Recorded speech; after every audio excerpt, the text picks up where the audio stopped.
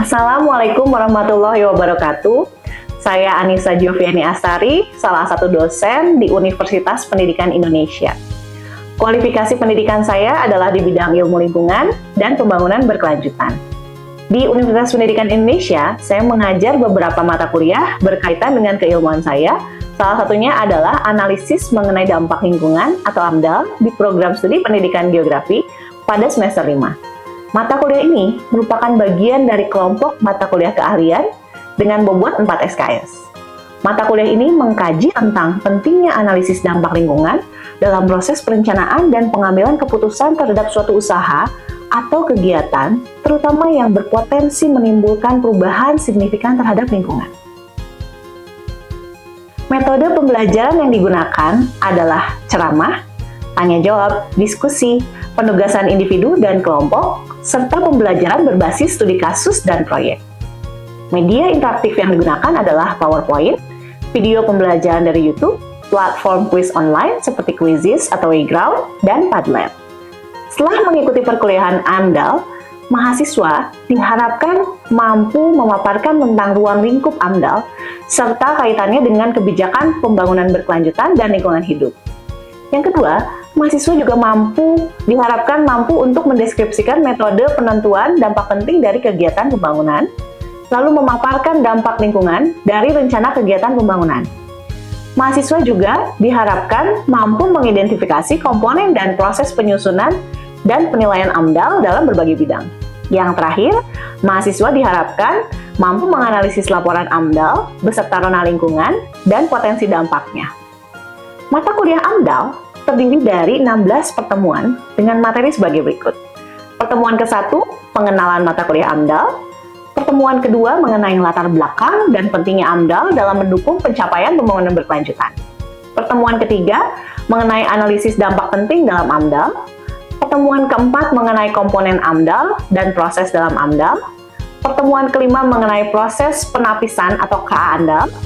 Pertemuan keenam adalah proses pelingkupan dalam AMDAL.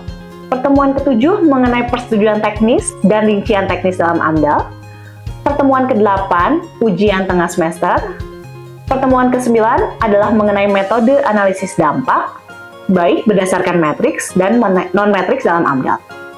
Pertemuan ke-10 mengenai etika AMDAL, baik sebagai penyusun atau pemrakarsa dan penilai. Pertemuan ke-11 mengenai penyusunan rencana pengelolaan lingkungan dan rencana pemantauan lingkungan atau RKL-RPL. Pertemuan ke-12 mengenai perbedaan AMDAL dan kajian lingkungan hidup strategis atau KLHS. Pertemuan ke-13, 14, dan 15 adalah studi kasus dan analisis laporan AMDAL berupa pembelajaran berbasis proyek. Pertemuan diakhiri dengan ujian akhir semester pada pertemuan ke-16. Evaluasi yang dilakukan dalam mata kuliah ini diantaranya melalui penilaian kehadiran dan keaktifan mahasiswa, tanya jawab setelah penyampaian materi, kuis, penugasan secara individu, penugasan secara kelompok dengan pembelajaran berbasis proyek, dan ujian tengah semester serta ujian akhir semester. Selanjutnya, kegiatan pematerian mata kuliah AMDAL dapat disimak pada tayangan berikut. Baik, Assalamualaikum warahmatullahi wabarakatuh. Waalaikumsalam warahmatullahi wabarakatuh. Apa kabar semuanya?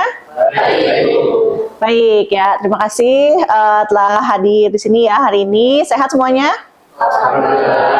Baik ya, tadi kita sudah melakukan absensi ya, dan semua sudah hadir di sini ya via spot. Baik, hari ini kita akan melanjutkan materi untuk pertemuan kedua ya. Pada pertemuan pertama kita sudah membahas mengenai apa yang akan kita pelajari di mata kuliah ini, bagaimana sejarah AMDAL dan apa itu AMDAL ya. Di pertemuan dua hari ini kita akan mengetahui bagaimana mengenai analisis dampak lingkungan dan kaitannya dengan pembangunan berkelanjutan ya. Nah, tujuan pembelajaran untuk pertemuan kali ini diantaranya adalah ini, menjelaskan konsep AMDAL serta perannya dalam proses perencanaan dan pengambilan keputusan pembangunan. Yang kedua, menganalisis keterkaitan AMDAL dengan kebijakan pembangunan berkelanjutan ya. Lalu mengidentifikasi dan memaparkan berbagai dampak lingkungan yang mungkin timbul dari suatu rencana kegiatan pembangunan. Dan yang terakhir, menyampaikan secara lisan maupun tulisan hasil analisis AMDAL dan implikasinya terhadap lingkungan dan pembangunan ya. Oke. Nah, saya tanya dulu ya. Kita review dulu pertemuan pertama ya. Masih ingat apa yang dimaksud dengan AMDAL?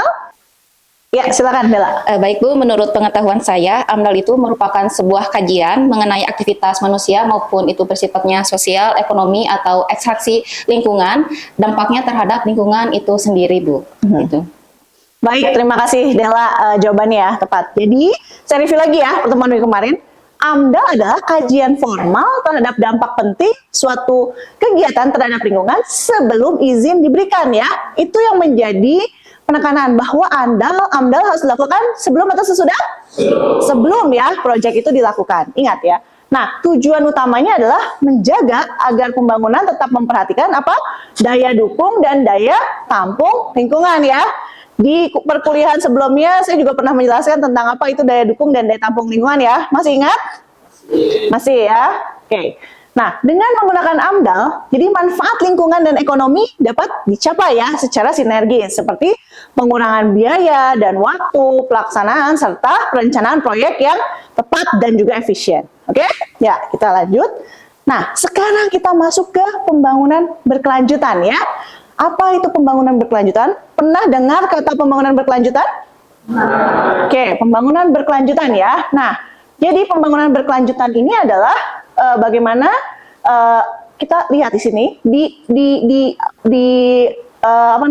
dijelaskan bahwa dalam salah satu dokumen Our Common Future pada tahun 1980 dijelaskan bahwa a means to ensure that it meets the needs of the present without compromising ability of future generation to meet their own needs ya.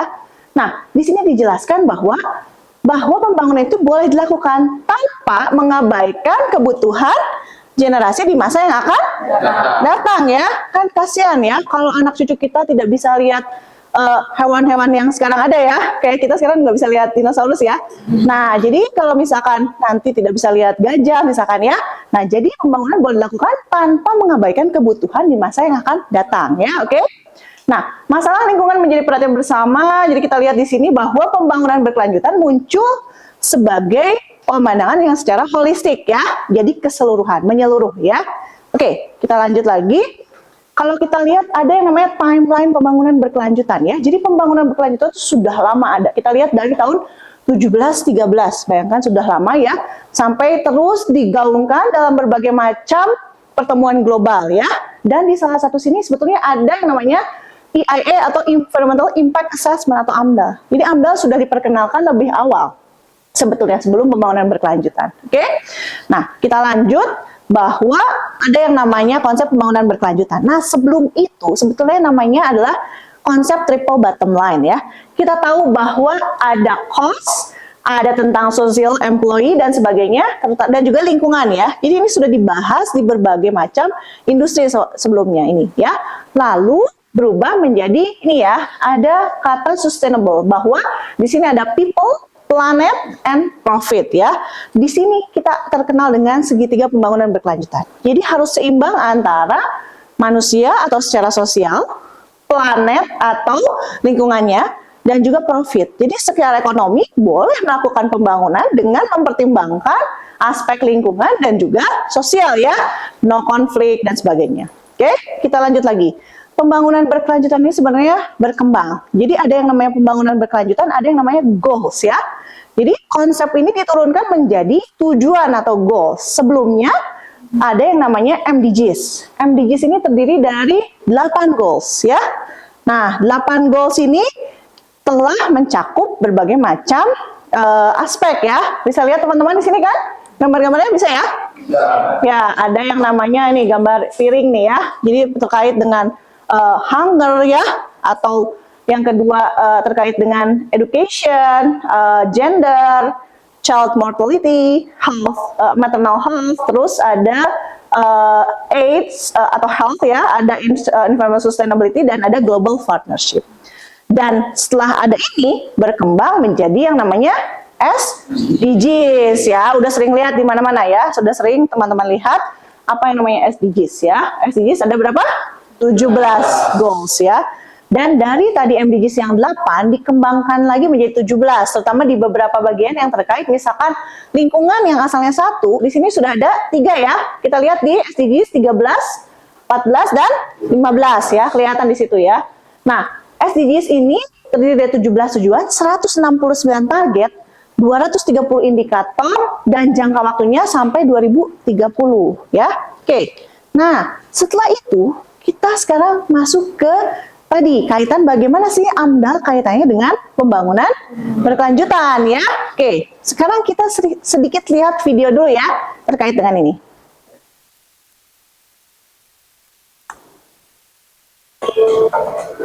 AMDAL adalah salah satu instrumen perlindungan lingkungan hidup yang dikenal di seluruh dunia. Di Indonesia, AMDAL dikenal dengan Undang-Undang Nomor 32 Tahun 2009 tentang perlindungan dan pengelolaan lingkungan hidup.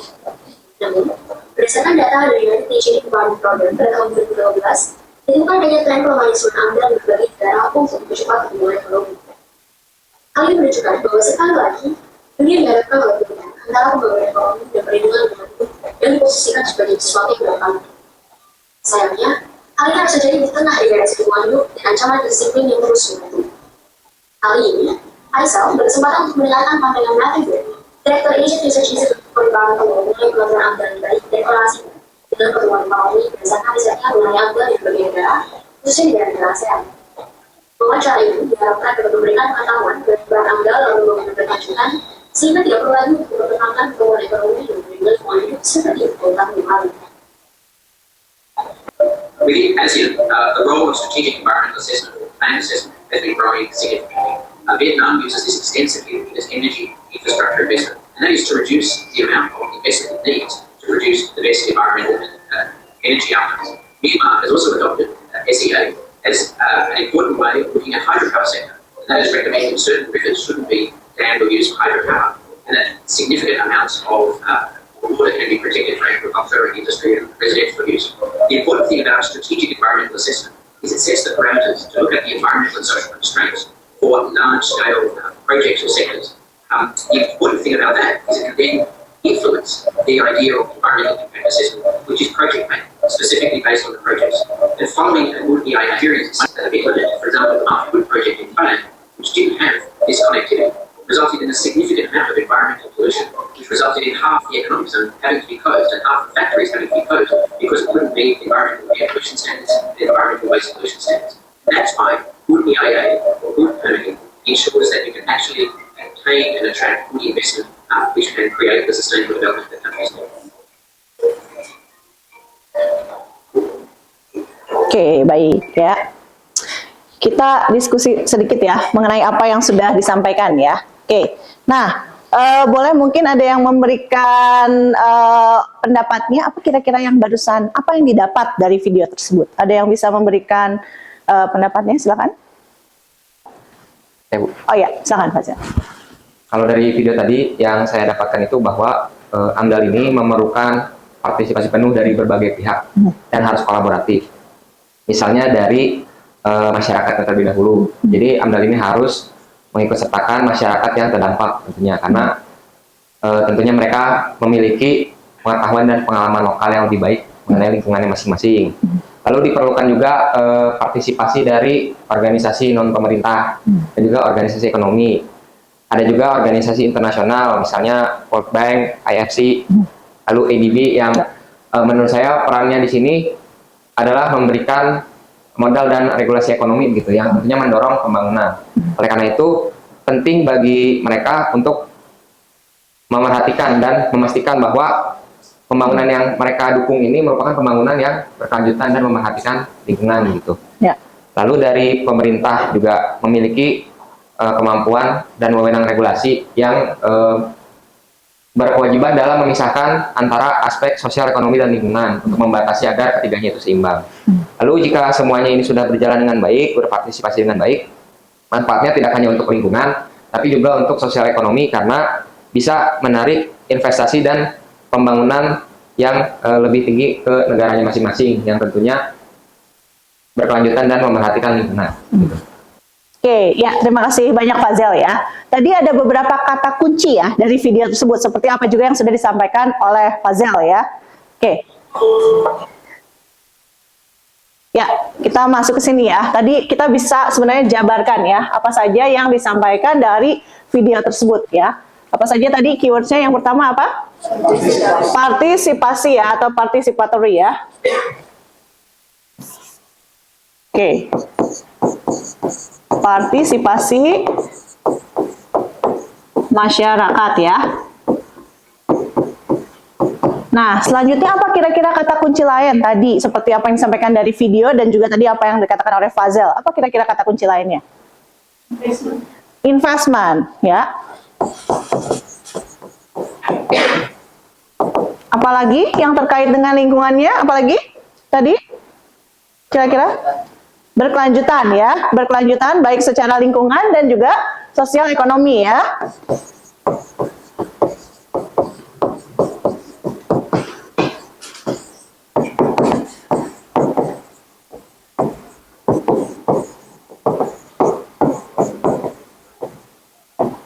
Ada satu kata kunci yang tadi disampaikan oleh Fazel ya, yaitu adanya apa? Kolaborasi atau kerja sama ya. Nah, itu menjadi kata kunci yang sangat penting. Tadi dijelaskan juga di videonya bahwa ini ada beberapa contoh kasus misalkan dari negara lain ya, apa yang terjadi di Thailand, Vietnam dan sebagainya. Makanya itu AMDAL menjadi penting bukan hanya di Indonesia tapi di seluruh dunia ya, sifatnya global. Jadi kita catat poin pentingnya sekali lagi adalah yaitu kerja sama ya.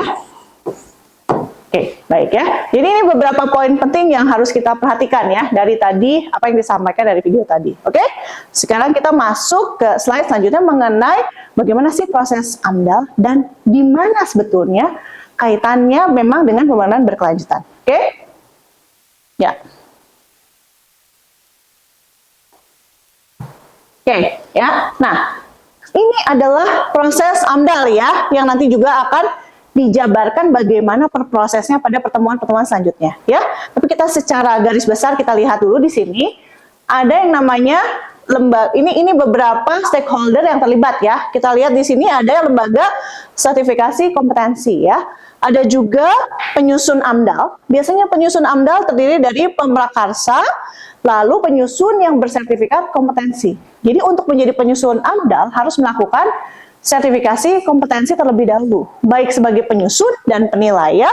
Nanti penilai ada di sini. Jadi setelah ada lembaga uji kelayakan, ada yang namanya penilai AMDAL. Penilai AMDAL itu bisa dari unsur pemerintah dan ahli bersertifikat. Jadi penyusun ini membuat sebuah proposal ya, tentang AMDAL. Nanti di sini terlihat ada penapisan pengecualian AMDAL data dan informasi. Jadi pertanyaan selanjutnya adalah apakah semua proyek pembangunan itu butuh AMDAL? Nanti kita akan belajar yang mana yang wajib AMDAL dan yang mana yang tidak wajib AMDAL ya. Di sini adalah proses penapisan ya. Ketika dia sudah wajib, maka masuk ke proses utama ini ya. Jadi pemrakarsa ini nanti akan masuk ke sini, pra-AMDAL. Jadi pengisian formulir oleh pemrakarsa, lalu oleh tim teknis, penyusunan AMDAL ya atau laporan untuk analisis dampak lingkungannya, dan LKL-LPL oleh pemrakarsa. Nanti kita akan masuk ke sini lebih lanjut, oke? Nanti setelah itu ada dinilai. Setelah dinilai, apakah ada perbaikan dokumennya atau tidak? Apakah ada rekomendasi? Dan nanti ada keputusan di sini. Kelayakan lingkungan hidup, perizinan berusaha, ya, di sini muncul di sini. Nah, disinilah integrasi berbagai macam hal yang terkait lingkungan dan sebagainya masuk di AMDAL. Nah, pada saat ini dilakukan kajian AMDAL, AMDAL itu sebuah proses yang saintifik ya. Jadi proses research ya, mencari data ya, menganalisis dan menilai bagaimana dampak dari suatu proyek terhadap lingkungan, baik terhadap air dan sebagainya. Makanya di sini ada yang namanya baku mutu lingkungan hidup ya. Baik dari air dan air limbah, air dan udara ambien atau udara sekitar, apakah melakukan polusi suara, kebisingan, air juga kualitasnya bagaimana, limbahnya pemrosesannya bagaimana, emisinya bagaimana, dan gangguan lainnya ya.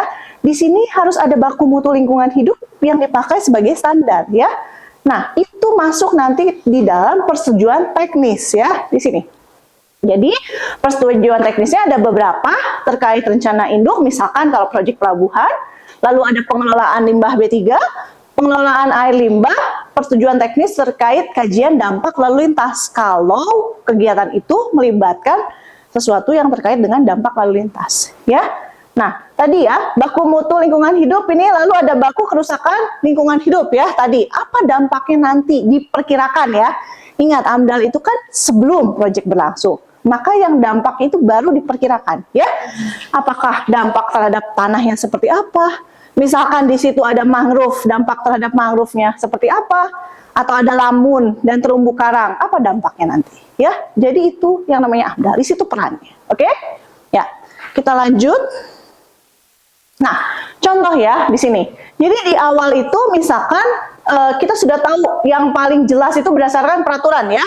Nah, misalkan ada rencana pembangunan jalan ya. Nah, ketika dia berada di hutan lindung dan hutan produksi berdasarkan landasan hukum di sini, maka itu boleh. Tetapi ketika dia berada di kawasan konservasi berdasarkan landasan hukum yang ada, berarti tidak boleh. Jadi dari awal, pertama kita dari peraturannya dulu, ya. Sebelum menguji berbagai macam hal, ya, uji kualitas air, uji udara, dari peraturan dulu yang paling pertama, ya, dari area, ya. Sebagai mahasiswa geografi, kalian tahu bagaimana cara melihat area mana yang bisa dan tidak, ya, dari sebuah peta, ya. Nah, di sini ada penapisan awal. Jadi di situ sudah lihat, ketika memang tidak boleh, yaitu tujuannya untuk menjaga si hutan konservasi. Dan itu sangat erat untuk pembangunan berkelanjutan ya. Oke, ya. Nah, ya, jadi kita review bahwa AMDAL itu sebetulnya membantu mengintegrasikan pertimbangan lingkungan dalam perencanaan proyek ya. Jadi menjadi mekanisme pengendali agar proyeknya tidak merusak lingkungan. Karena ketika sudah merusak dan biaya untuk pemulihannya itu kadang lebih besar, ya. Jadi kita cegah di awal sebelum proyeknya ada. Itu AMDAL, ya. Untuk mencegah dan nantinya akan berpengaruh juga terhadap pembangunan berkelanjutan, ya. Memberikan manfaat sosial dan ekonomi dan memperhatikan keadilan antar generasi itu, ya. Oke. AMDAL memastikan prinsip ekologis, ya, ekonomi dan sosial seimbang dalam pembangunan. Ya, masih ingat tentang bagaimana sih keseimbangan ekologis ya? Di dalamnya ada suatu siklus ya di situ, maka agar seimbang, jangan ada sampai komponen yang rusak di dalam ekologi ya. Nah, AMDAL membantu memastikan itu supaya lingkungan pun aman, seimbang ya. Lalu memberikan ruang partisipasi masyarakat, meningkatkan transparansi dan akuntabilitas. AMDAL itu dokumennya harus dipublish ya. Jadi masyarakat bisa mengakses. Terus tadi ada partisipasi ya. Partisipasi publik juga menjadi penting. Dari awal sebelum melakukan proyek harus mengadakan tadi partisipasi publik ya. Publik berhak untuk bilang bahwa apa yang masalah yang terjadi dan sebagainya. Oke? Ya. Yang selanjutnya, nah, AMDAL berperan langsung dalam mendukung pencapaian beberapa tujuan pembangunan berkelanjutan ya. Di antaranya ini SDGs 6, SDGs 11, SDGs 13, 15 terkait ekosistem daratan, dan 17 kemitraan untuk tujuan ya. Jadi sebetulnya SDGs lain juga bisa dikaitkan ya. Tapi ini yang secara langsung. Tapi nanti kita bisa lihat keterkaitan dengan yang lainnya. Oke. Nah, jadi kesimpulannya AMDAL mendorong pembangunan yang ramah lingkungan ya. Inklusif dengan memasukkan berbagai komponen lingkungan, baik lingkungan sosial dan ekonomi, dan juga berbasis bukti ilmiah. Jadi di dalam tim AMDAL biasanya sangat banyak ahli, baik ahli hidrologis ya, tergantung potensial dampak yang akan ditimbulkan. Jadi bisa ahli hidrologis, ahli udara, ahli kebisingan, ahli lalu lintas, tergantung ya. Ketika dia berdampak kepada lalu lintas maka ada ahlinya. Dan harus ada data saintifik. Oh, ada data proyek ini bisa mengakibatkan pencemaran tanah sekian, tapi itu melalui hasil uji ya. Jadi AMDAL itu berbasis bukti ilmiah. AMDAL adalah instrumen strategis untuk menjaga keberlanjutan dalam setiap proses pembangunan. Ya, di dalam analisis lingkungan ada yang namanya precautionary principle, prinsip kehati-hatian. Ya, karena kita ketika melakukan suatu perubahan terhadap lingkungan ada prinsip uncertainty atau ketidakpastian. Jadi kita mengubah sesuatu tidak pasti, maka kita harus hati-hati, harus precaution terhadap apa yang kita lakukan terhadap lingkungan. Disitulah peran AMDAL sebagai tools untuk kehati-hatian kita ketika mengubah sesuatu di lingkungan. Oke? Baik, itu sekian materi dari saya ya. Kita akan lanjut dengan tanya jawab diskusi. Bagi yang akan bertanya silakan ya. Lalu nanti kita akan lanjut juga dengan kuis ya. Nanti ada kuis setelah ini. Oke? Ya, silakan. Baik Bu, izin bertanya. Ya. Jadi mengapa gitu AMDAL sering dianggap sebagai hambatan dalam investasi atau pembangunan proyek? Padahal kan tadi tujuannya untuk keberlanjutan gitu Bu. Terima kasih Bu. Baik, Nando, terima kasih pertanyaannya sangat bagus. Ya, jadi Nando memang pasti banyak ya, terutama yang pemrakarsa yang menganggap bahwa AMDAL ini seperti menghambat ya. Nah, sebetulnya memang pasti ya, karena bukan menghambat ya, tapi prosesnya memang panjang AMDAL itu ya, dan membutuhkan dana yang lumayan besar sebetulnya. Tapi kita harus melihat ini sebagai proses mitigasi risiko, karena AMDAL ini digunakan juga untuk kelangsungan atau keberlangsungan tadi proses ekonomi yang juga panjang. Jadi kalau misalkan proyeknya jalan dan tidak ada masalah lingkungan sekitarnya, maka dia akan sustain kan. Nah itu jadi dianggap sebagai mitigasi resiko dan investasi yang berkelanjutan. Itu yang harus di dalam pikiran sebetulnya para pemrakarsa. Jadi jangan dianggap sebagai hambatan. Ya, seperti Nanda cukup ya? Oke, terima kasih. Ya, silakan Reza.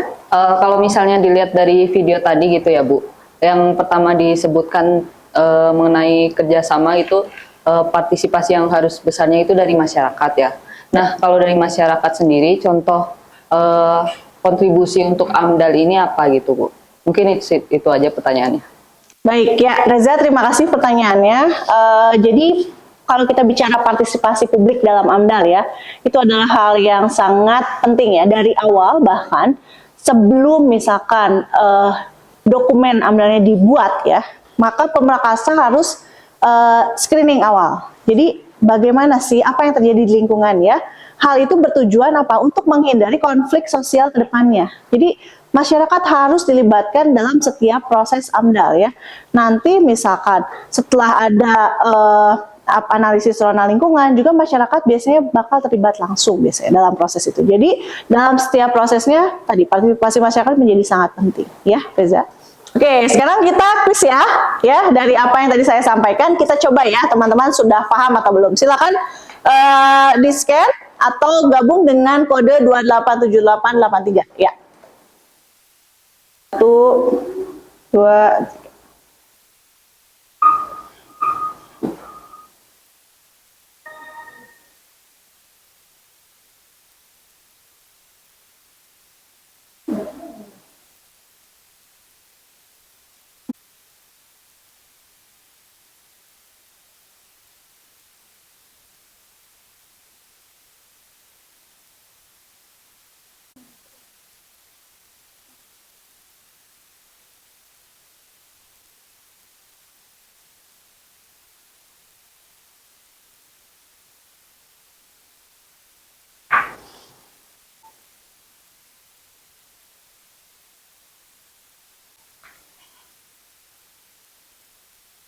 Oke, kita lihat hasilnya ya.